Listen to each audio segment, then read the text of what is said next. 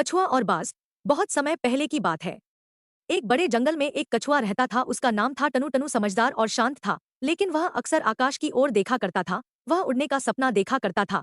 हर दिन वह पक्षियों को उड़ते हुए देखता, खासकर एक शक्तिशाली बाज को, जिसका नाम था अर्जुन। अर्जुन बहुत ऊंचा उड़ता था और पूरे आसमान का राजा था। टनु उसे दूर से देखता और सोचता, काश मैं भी उड़ सकता। एक दिन टनु ने हिम्मत जुटाई और अर्जुन से कहा, हे शक्तिशाली बाज, क्या आप मुझे उड़ना सिखा सकते हैं? अर्जुन हंस पड़ा और बोला, उड़ना? लेकिन तुम तो कछुए हो, तुम्हारा खोल भारी है और पैर छोटे हैं। उड़ना जमीन के जानवरों के लिए नहीं होता। टनु ने विनती की, बस एक बार उड़ने दो, मैं बादलों को छूना चाहता हूँ, दुनिया को ऊपर से देखना चाहता हूँ।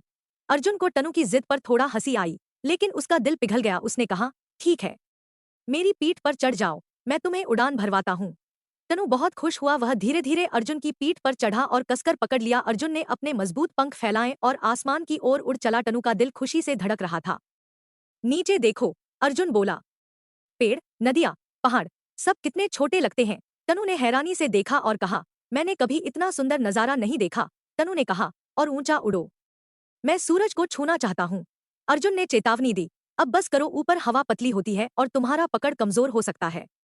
लेकिन टनु ने सुना नहीं।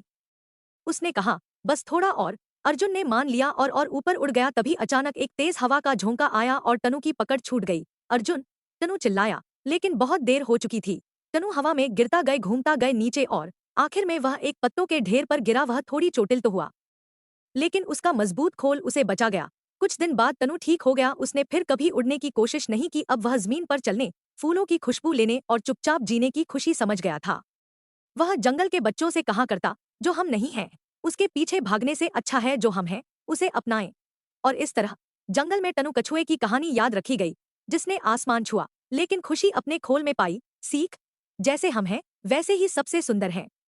हर जीव की अपनी खासियत होती है।